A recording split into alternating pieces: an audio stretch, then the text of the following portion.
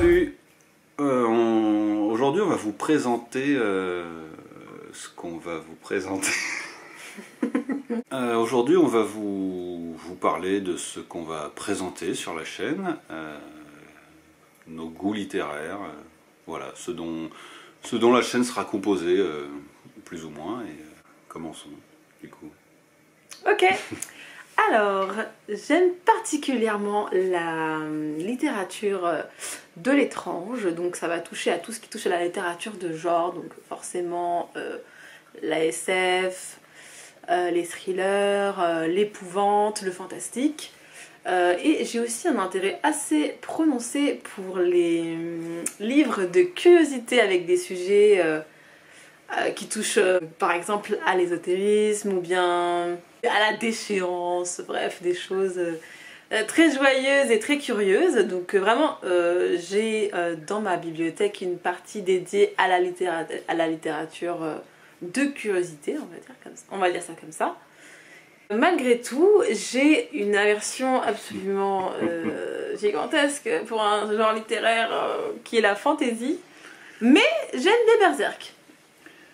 C'est un peu l'exception qui confirme la règle. Moi j'aime beaucoup la fantasy pour le coup, donc on se complète sur le sujet. J'aime pas que ça, hein, j'aime bien l'horreur, la science-fiction, le fantastique, mais particulièrement la fantasy. D'ailleurs j'ai essayé de t'en faire lire et je n'ai pas réussi. Si, Berserk. Oui, non mais je parlais d'un roman sans images.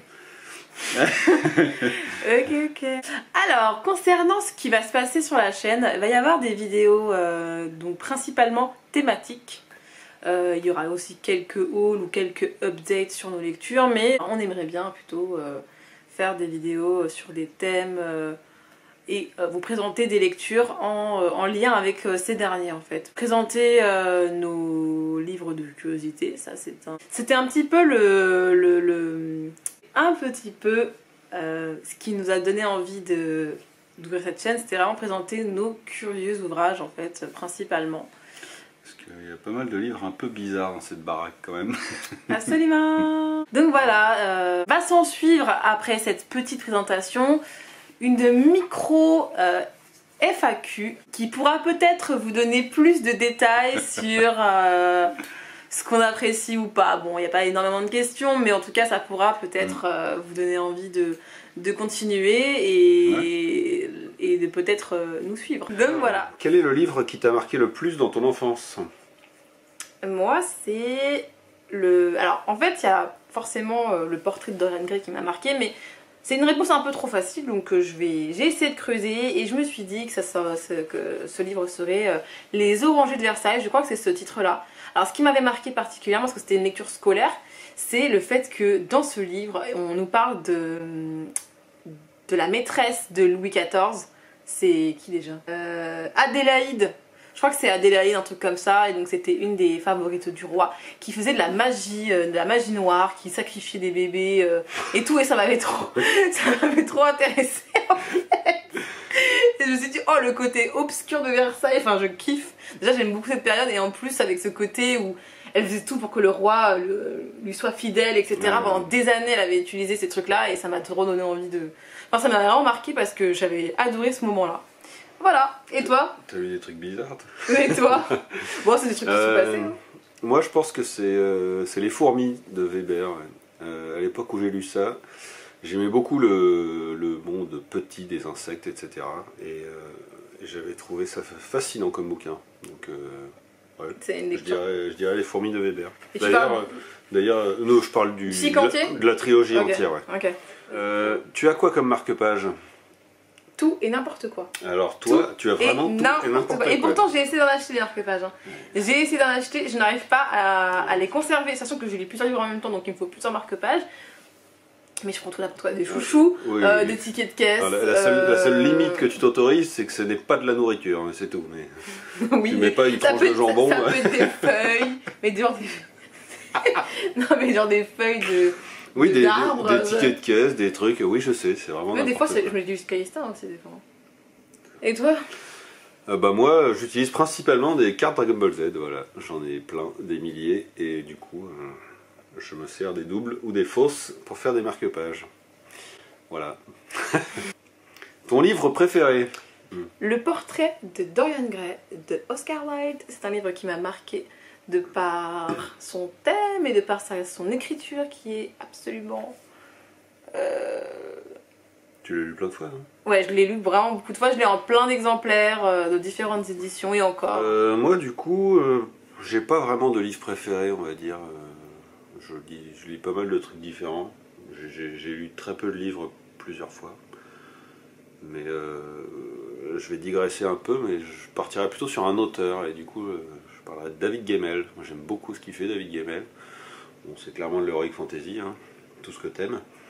Mais voilà, j'aime beaucoup cet auteur. Pour l'instant, j'ai lu pas mal de bouquins de lui et j'ai pas été déçu une seule fois. Donc, voilà. Et je pense que j'ai tous ses bouquins d'ailleurs. Je m'étais mis en quête de tous les acquérir et normalement c'est chose faite. Et vu qu'il n'est plus de ce monde, il risque pas d'en sortir de nouveau. Donc normalement je suis bien. Question suivante. Un livre d'ésotérisme préféré? Alors, actuellement, si je devais répondre à cette question, ce serait Infernal. Donc c'est l'histoire illustrée du diable. C'est un livre somptueux.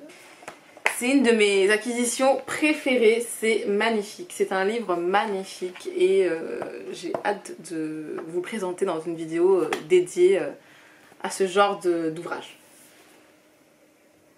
D'accord. Et toi? Bah pour ma part, je ne lis pas vraiment ce genre d'ouvrage, mais si je devais en choisir un à lire, pour le coup, ce serait celui-là.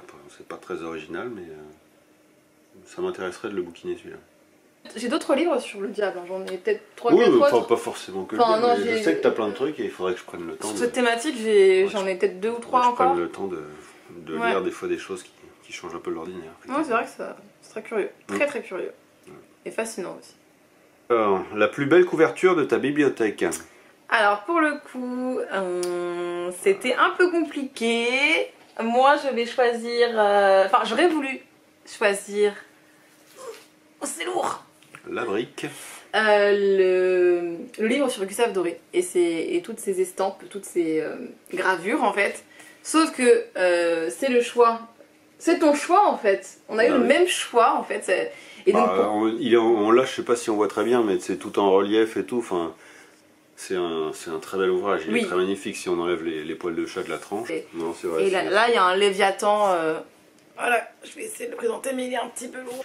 Et moi, je vais choisir celui-ci. J'adore cette collection. C'est une de mes collections préférées. C'est les anthologies du fantastique. Et celle-ci, elle est particulièrement belle. Il y en a plein d'autres, mais c'est ma préférée de la collection. T'es flou? Ah, voilà. Je suis plus flou. Plus flou. C'est rigolo à dire plus flou. Il y a le nom d'une ville. J'habite à plus flou. Et vous? Oh putain. Est-ce que t'es pas fatigué là? Non, ça va. Tu te sens épanoui dans ton travail à la librairie? Oui. Donc, question suivante. Attends. Alors effectivement, c'est un travail très épanouissant. C'est un travail très complet. On fait énormément de choses. Pas que forcément du conseil client ou des découvertes de livres. Il y a toute une machination, tout un... je sais même plus parler. Tout un truc. Voilà. Mais bon. Après, ça peut être très frustrant parce qu'on voit beaucoup de nouveautés passer. Et donc, on peut pas toutes les lire. Ouais. Mais c'est très satisfaisant de travailler en librairie, surtout quand c'est bien rangé. Bah, du coup, étonnant. Du coup, moi, eh bien, je ne travaille pas du tout en librairie, donc voilà. Question suivante. Des projets avec Monsieur Croûte? Aucun. Question suivante. Bah écoutez, cette vidéo en est une, fait partie d'un des projets qu'on voulait réaliser, c'est-à-dire... C'est vrai, ça fait un moment qu'on en parle. Ça fait un an. Oui, c'est ça, ouais, c'était depuis le stade idée au stade... réalisation, c'est énorme. Il s'est passé trop de trucs déjà. Il s'est passé du temps, des trucs. Et déjà rien que pour tourner ta partie, j'ai dû attendre 4 jours. Donc, mais en même temps, on n'a pas de jour je suis un homme pris. On n'a pas de jour en commun. Non, vraiment le vrai projet c'est d'avoir un chat en fait. Encore? Non, c'est un bon. troisième chat, je Mais voudrais non. un Sphinx Regarde, femelle déjà, et je l'appellerai Johanna. il fait n'importe quoi là déjà. Là. Et alors, ça j'adore. suffit. Non, 2 ça suffit. Non, c'est trop bien, 3. Johanna comme dans Bernard et Bianca. Comme dans Bernard et Bianca, vous voyez, je vous mettrai une image lui. Et un bruitage, bien sûr, parce que. Bon, bah, tu le fais très bien. Johanna. C'est ça. Enfin, bref. Alors, on est arrivé au bout. Du coup, combien de livres as-tu lu en 2021? Alors, je vais regarder sur internet.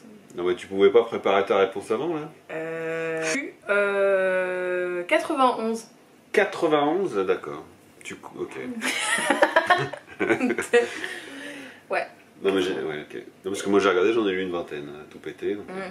Mais je suis plus lent. Non, mais y a pas de mal, hein, Xavier. Hein. Moi aussi, je suis lent quand je lis. Bah, non. Si, Du coup. un peu. Non, en ce moment, je me déconcentre facilement. Ouais. Je suis fatiguée. Enfin bref, on s'en fout. Donc voilà, c'était toutes les questions qu'on nous a posées. Merci beaucoup d'avoir participé à cette foire aux questions. J'adore. Merci et au revoir. Salut.